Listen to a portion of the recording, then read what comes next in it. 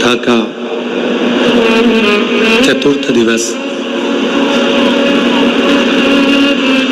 5 दिवसीय कथा में जिसको शिवरात्रि भी कहते हैं, ऐसी पवित्र पावन शिव महापुराण की कथा श्रवण करने का सौभाग्य आप और हमको मिल रहा है। बड़े भाग्यशाली हैं उत्तर प्रदेश के इस फिरोजाबाद नगर के सभी श्रोता भाई बहन जो इस पवित्र कथा का लाभ ले रहे हैं।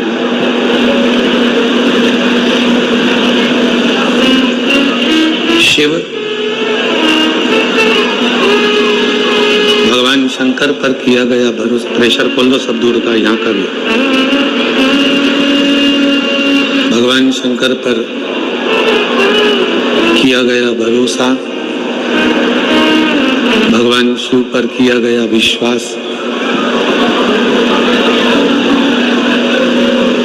ये जीवन का एक अनूठा आनंद है।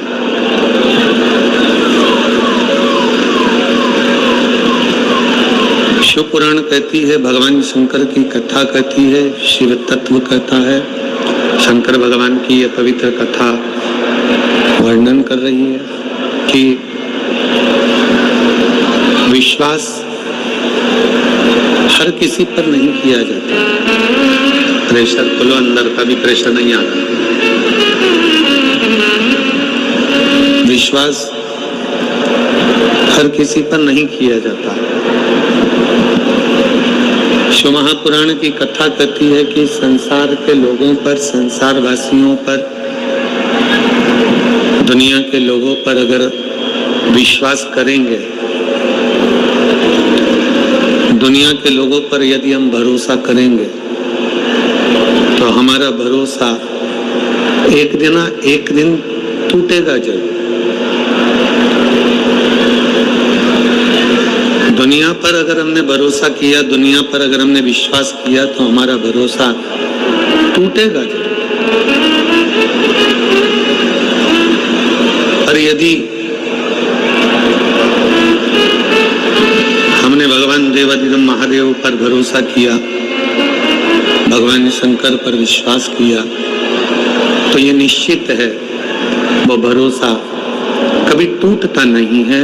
शंकर हमारा हाथ पकड़कर आगे बढ़ाता जरूर है।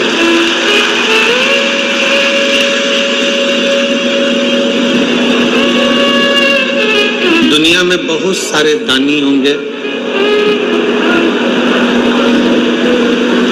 बहुत सारों को दानी कहा जा सकता होगा।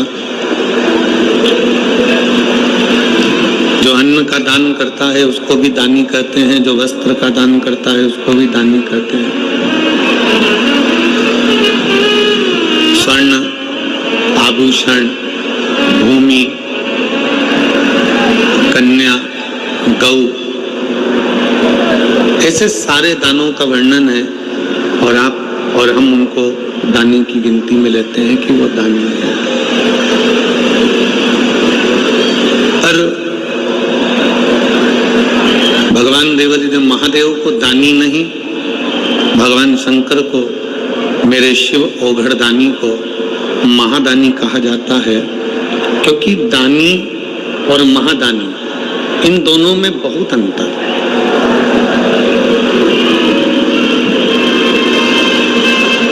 दानी में और महादानी में एक बहुत बड़ा अंतर है।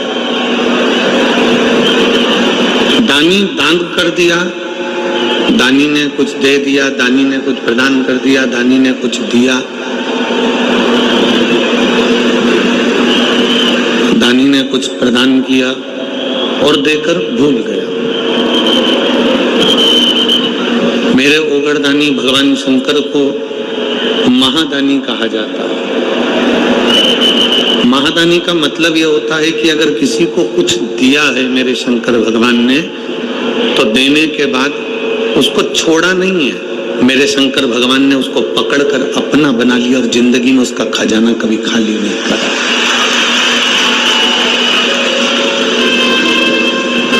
दानी और महादानी दोनों में अंतर।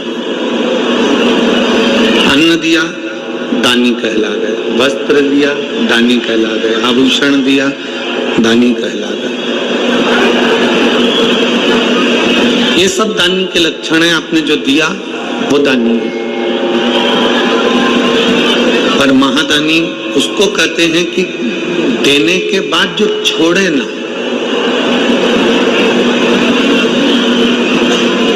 शिव महापुराण में शंकर भगवान को दानी महादानी कहा गया है, तो साथ में माता पिता को भी महादानी कहा गया है।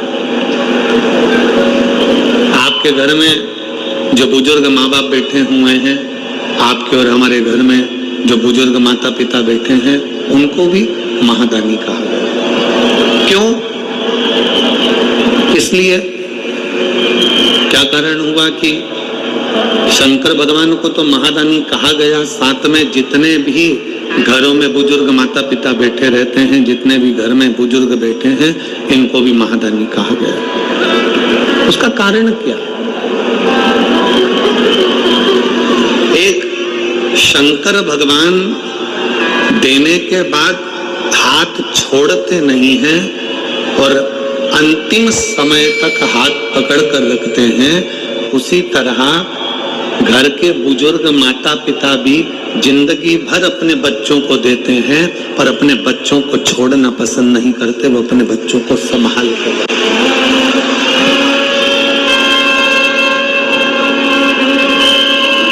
और शंभु शरणे मांगू घड़ी दुख काटो दया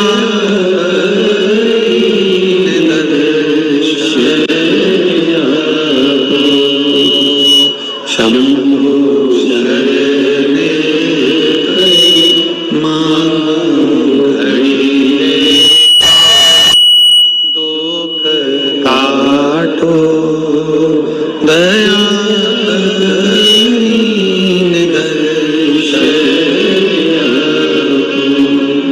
एक माता पिता,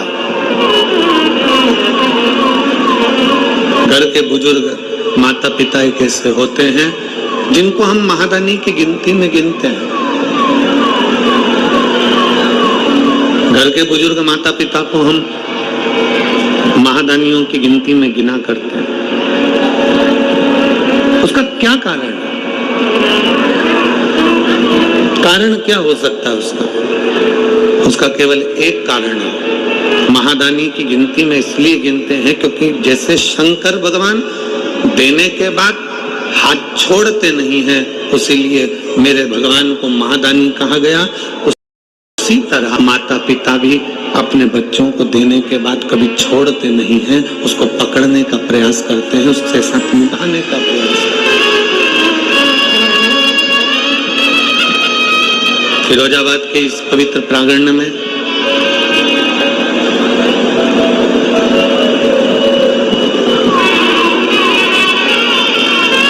आस्था चैनल के माध्यम से, फेसबुक यूट्यूब के माध्यम से जितने भी शिव भक्त कथा श्रवण कर रहे हैं, आपने एक कथा विदुर जी महाराज की धर्मपत्नी की सुनी होगी।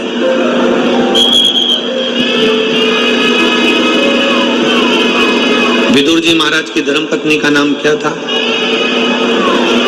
जिन विदुर जी के दरवाजे पर, विदुरानी के दरवाजे पर भगवान कृष्ण केले का छिलका खाकर आ गए।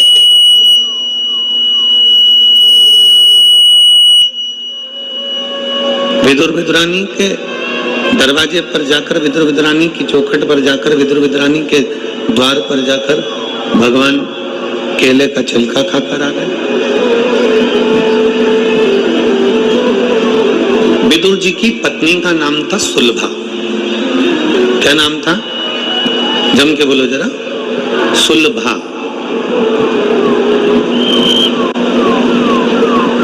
ये शिव की परम भगत थी। विदुर जी की जो धर्म पत्नी थी सुलभा, ये भगवान शंकर की बाल्यावस्था से बड़ी भगत थी। सुलभा के माता पिता सुलभा को पार्थिव लिंग का निर्माण करना सिखाते थे। और ये अपने घर के बच्चों का संस्कार है। हम फिर निवेदन करेंगे, बच्चों को कार दिलाओगे तो वो बेच कर खा जाएंगे, और बच्चों को संस्कार दिलाओगे तो वो कारों का लाइन लगा देंगे। आप बेटों को, बच्चों को गाड़ी दिलाओ ना दिलाओ, आप बेटों की जिद पूरी करने के लिए उनको बंगला गाड़ी कुछ दो ना दो, पर इतना याद रखना कि अपने बच्चों को संस्कार जरूर दें।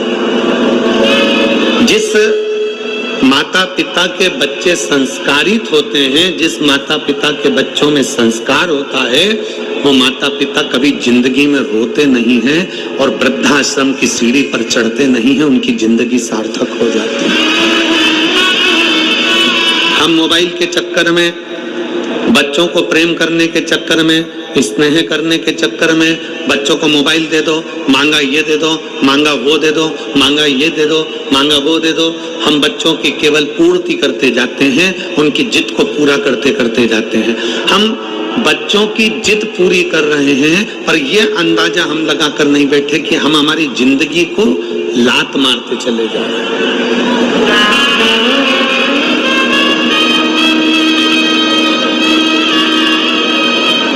बच्चों की जिंदगी पूरी करने में, हम बच्चों की जिद पूरी करने में हम अपनी जिंदगी पर लात मार रहे हैं, हम अपना जीवन बेकार कर रहे हैं। शंकर भगवान क्या गणेश जी महाराज को प्रथम गिनती में नहीं गिन सकते थे? शंकर भगवान क्या अपने पुत्र का सम्मान नहीं करा सकते थे? पर भगवान देवाधिदेव महादेव भगवान शंकर ने अपने बेटे को प्रथम गिनती में नहीं गिना। भगवान शंकर ने अपने पुत्र कार्तिक को, गणेश जी को प्रथम गिनती में नहीं गिना। कब गिना? जब कह दिया गणेश जी और सदानंद कार्तिकेय जी, जाओ पूरी पृथ्वी की परिक्रमा कर कर आओ।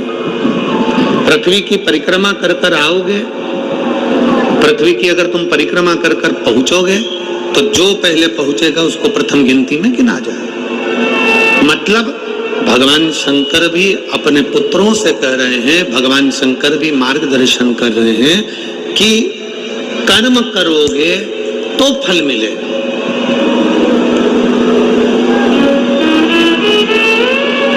आज का व्यक्ति क्या करता है कि मैं सिंहासन पर बैठा हूं तो मेरा बेटा सिंहासन पर बैठे,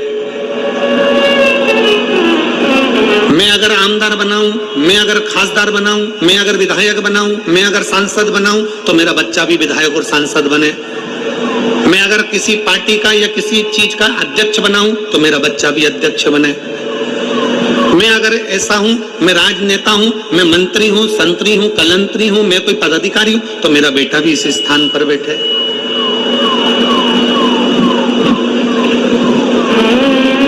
शिव महापुराण की कथा कहती है, अमिताभ का बेटा अमिताभ जैसा नहीं बन सकता, धर्मेंद्र का बेटा धर्मेंद्र जैसा नहीं बन सकता, सचिन का बेटा सचिन जैसा नहीं बन सकता। सबकी अपनी अपनी क्वालिटी है।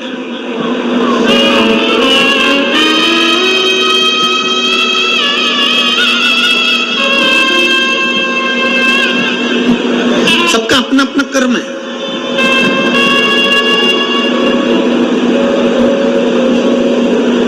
अपने भीतर की जो एक ज्योति है, अपने भीतर की जो एक ऊर्जा है, उसको स्वयं को जगाना है।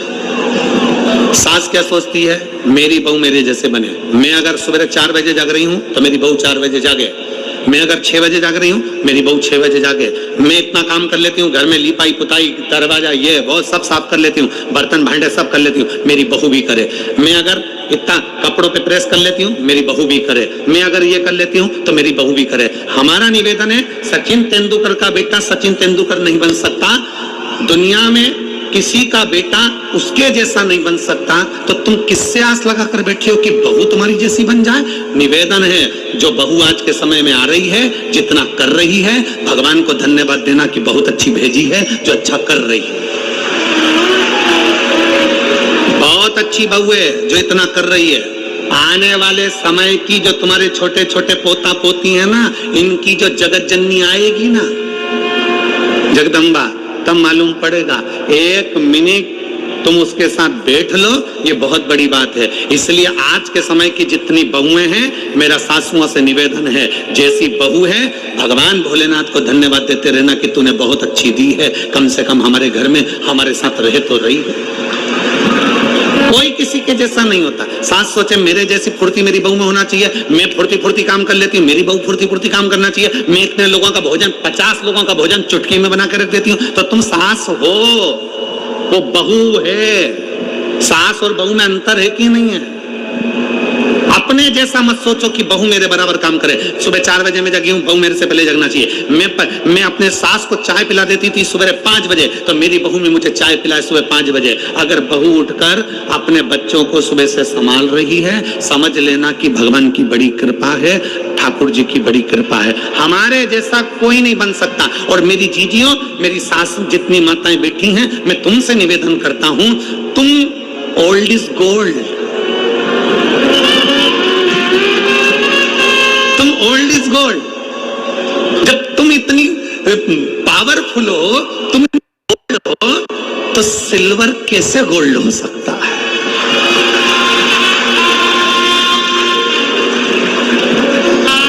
मेरा बुजुर्ग माताओं से निवेदन है, सास ये ना सोचे कि मेरी बहू मेरे जैसी बने, मेरी बहू मेरे जैसा काम करे, मेरी बहू मेरे जैसा, ना ना ना ना, कोई किसी के जैसा नहीं हो सकता।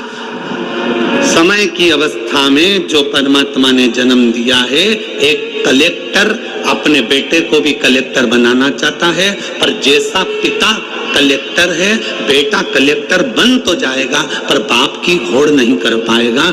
ये नीति है। एक बाप सीए है, अपने बेटे को सीए बनाना चाहता है। एक पिता इंजीनियर है, अपने बेटे को इंजीनियर बनाना चाहता है। एक पिता थानेदार है, अपने बेटे को थानेदार बनाना चाहता है। पर निवेदन है, उसके जैसा नहीं बन सकता, क्योंकि उसने अपनी जिंदगी में परमात्मा से जो प्राप्त कर लाया था, वो केवल उस अकेले को मिला था। तुम्हारे जैसा गुण किसी दूसरे को नहीं मिला, तुम अकेले को मिला। तुम दूसरे से क्या होड़ करना? अपने बच्चों को सतमार्ग दिखाना, अपने बच्चों को सत्संग में ले जाना, अपने बच्चों को भगवती स्मरण में ले जाना, ये हमारे आने वाले समय को हम अच्छा बनाने का प्रयास करें, श्रेष्ठ बनाने का प्रयास करें। भगवान शंकर चाहते तो गणेश जी महाराज को प्रथम बना देते, पर भगवान शंकर ने गणेश जी को प्रथम नहीं बनाया। कब बनाया? गणेश जी जाओ पूरी पृथ्वी की परिक्रमा कर आओ, षडानंद कार्तिकेय जाओ पूरी पृथ्वी की परिक्रमा कर आओ। अपना कर्म पूरा करोगे तो अपने आप प्रथम गिनती में गिने जाओगे। कर्म पूरा नहीं करोगे और तुम सोचो कि मेरे पिताजी के पास तो बहुत सारा धन है, मेरे मम्मी के पास तो बहुत सारा गोल्ड है, मेरे परिवार में तो बहुत दौलत है, मेरे परिवार में तो बहुत धन है। श्री शिवाय नमस्तुभ्यम, ये वो मंत्र है जो ये बता देता है कि तुम्हारे परिवार में कितना भी धन हो, पर तुम भगवान का जो नाम जाप करते हो, तुम भगवान का जो भजन करते हो, उसके बल से तुम्हारी किस्मत का भी धन तुम्हारे को प्राप्त होगा। तुम दूसरे पर आश्रित होकर नहीं, स्वयं पर प्रबल होकर बढ़ने का प्रयास करिए। स्वयं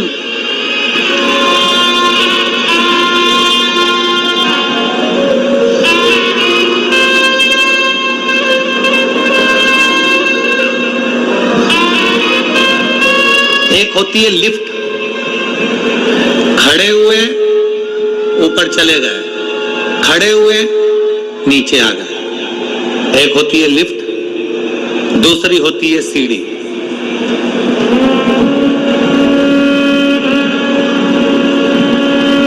तीसरे नंबर पर है पांव, अपने चरण।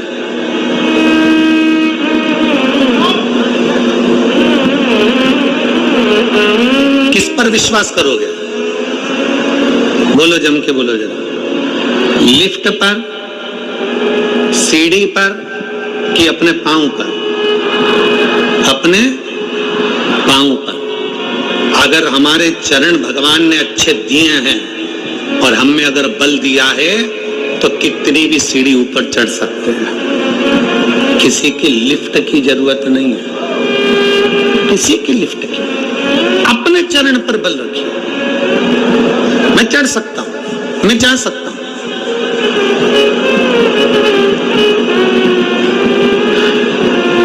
लाखों में आप लोग आए हो, लाखों की संख्या में। पूरे ग्राउंड में कहीं जगह नहीं है और लोग रोडों पर हैं, चलते जा रहे हैं, आते जा रहे हैं, लाखों की संख्या में आप लोग।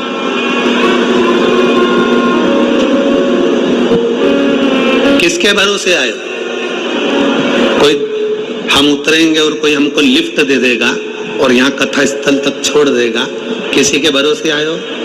जम के बोलो जरा। नहीं। क्या सोच कर आए थे?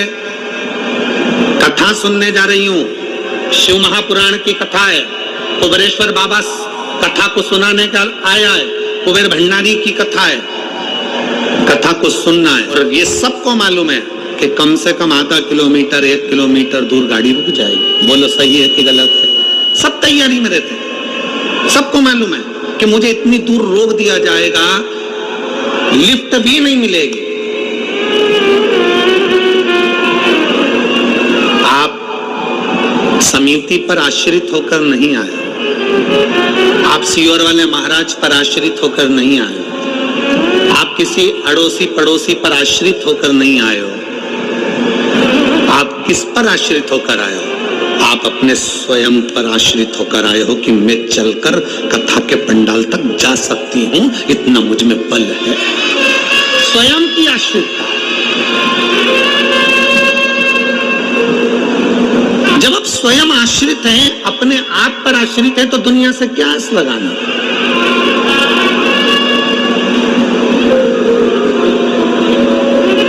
हम दुनिया से क्या आस लगाना?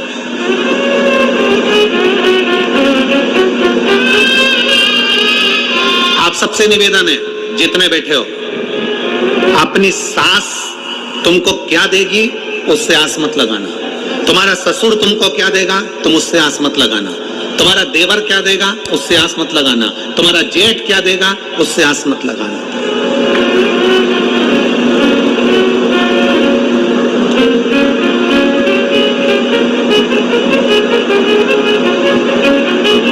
एक पत्नी का पति कोरोना में चले गए। एक पत्नी का पति कोरोना में चले गया। पत्नी रो रही थी, धाड़ धाड़ कर खूब आंसू बहा रही थी। रिश्तेदार बोले, अरे बेटा, बेटो बच्चों की ओर देख, बच्चों से आस लगा, बच्चों से आस लगा, जो होना था हो गया, बच्चों से आस लगा, तेरा बच्चा है उससे आस लगा।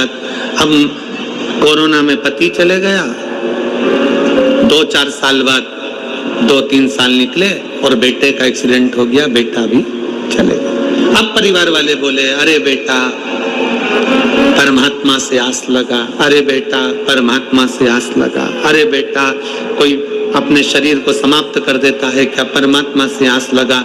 इतने में बहू ने आंख में जल भरकर अपने रिश्तेदारों से कहा, जो तुम आज बोल रहे हो, पहले बोले कि पति से आस लगा, फिर बोला कि बच्चों से आस लगा, आखिरी में कहते हो परमात्मा से आस लगा। जो तुम अब बोले हो, अगर ये पहले बोल देते तो मैं सबसे आस छोड़कर उस भगवान शंकर से आस लगा कर बैठ जाती। अंतिम आस है शिव,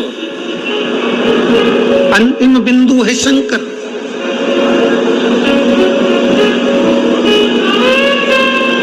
बच्चों से निवेदन है, यहाँ जितनी मेरी बेटियां बैठी हैं और जितनी मेरे बच्चे बैठे हैं, नवयुवक बच्चे जितने बैठे हैं, आस मत लगाना कि तुम्हारे पापा क्या देंगे, तुम्हारी मम्मी क्या देगी, तुम्हारा काका क्या देगा, तुम्हारी काकी क्या देगी, तुम्हारे रिश्तेदार क्या देंगे। आस मत लगाइए। आप अपने अंदर ऐसा बल उत्पन्न करिए कि मैं मेहनत करूंगा और मेहनत करूंगा और आगे बढ़ूंगा, और आगे बढ़ूंगा तो ये निश्चित है कि मैं भगवान भोलेनाथ से कहता हूं कि बाबा मुझे किसी के भाग्य का मत देना, देना तो मेरी किस्मत का देना, और इतना देना कि मैं दुनिया को लुटाता रहूं। एक पत्र है,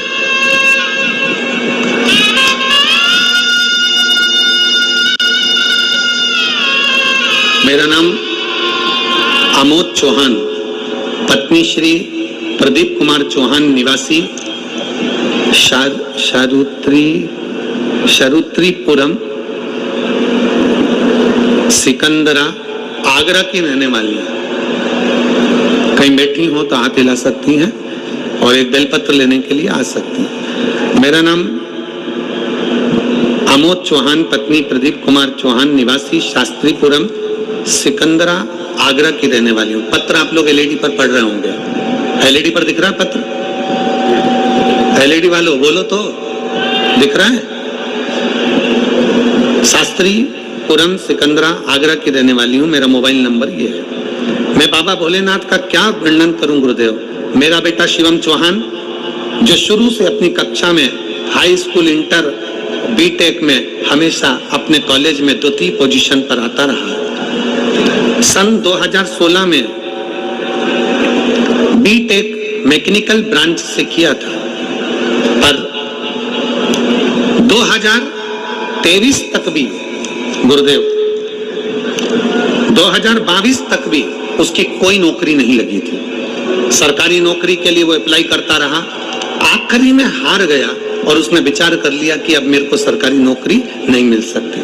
हमने हमारे बच्चे से कहा कि तू चिंता क्यों करता है। वो सीवर वाला महाराज कहता है कि अपनी मेहनत को 4 गुना कर, पढ़ाई को और बढ़ाओ, मेहनत 4 गुनी करो, पढ़ाई बढ़ाओ और धीरे धीरे ऐसी मेहनत करो कि बाबा तुम्हारा हाथ पकड़ेगा।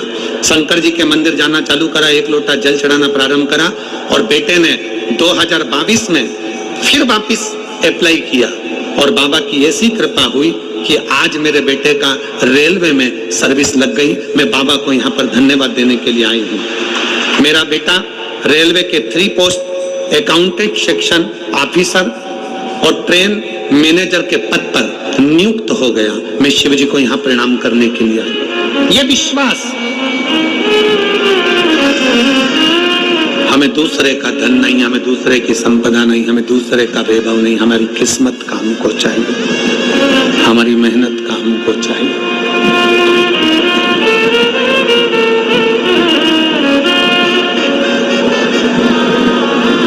अपनी मेहनत का करें।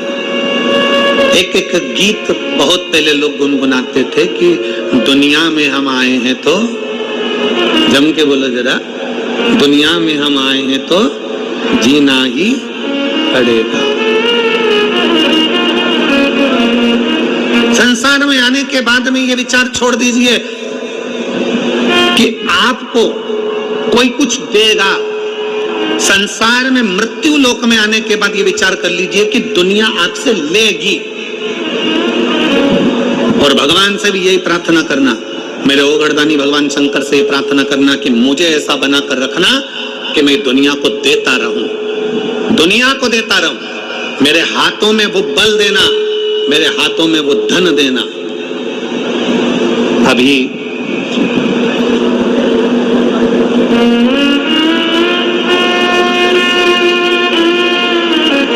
भारत के रत्न टाटा बिरला जी, रतन टाटा जी अभी भारत के रत्न शांत हुए, प्रभुलीन हुए। इतने सेठ हैं दुनिया में, ना जाने कितने करोड़पति आए होंगे, कितने करोड़पति चले गए होंगे, पर आज भी रतन टाटा जी को लोग क्यों याद कर रहे हैं? क्यों इतनी श्रद्धांजलि, पुष्पांजलि, क्यों उनको स्मरण किया जा रहा है? क्योंकि उन्होंने अपनी कमाई का अपने हाथों से खूब दान करा, पुण्य करा, सत्कर्म करा, तो भगवान ने भी देने में उनको कमी नहीं रखी और बढ़ा कर देते। पुण्यता। ये फिरोजाबाद वालों को मौका मिला था ये 5 दिन की कथा को करवाना, 5 दिन की कथा श्रवण करना, 5 दिन की कथा में अपने तिजोरी का खजाना खोलकर आकर इन शिव भक्तों को, अभी तक तुम्हारे फिरोजाबाद में देवी भक्त आए होंगे, अभी तक तुम्हारे फिरोजाबाद में अन्य भक्त आए होंगे, पर फिरोजाबाद की इस पवित्र भूमि पर इतिहास रचा है इस कथा ने कि लाखों की संख्या में शिव भक्त यहाँ पहुंचे हैं। हमने उनको पानी पिलाया, हमने उनको बिस्कुट खिलाया, हमने उनको टॉफी खिलाई, हमने उनको क्या खिलाया? ये जितने टॉफी बांटने वाले हैं, पानी पिलाने वाले हैं, बिस्कुट खिलाने वाले हैं, इनसे आप पूछना जरूर, क्या इनको शंकर भगवान ने कुछ दिया? ये बच्चे, ये माताएं, ये भाई एक बात जरूर कहेंगे कि हमने कथा में सुना है कि कथा के पंडाल में जिस जगह पर कथा होती है वहां शंकर 5 दिन के लिए, 7 दिन के लिए आकर विराजमान होता है। वहां जितने शिव भक्त होते हैं उनका मुख झूठा कराने से कभी घर में संपदा की कमी नहीं आती। ये उनकी चित्त वृत्ति में भरा।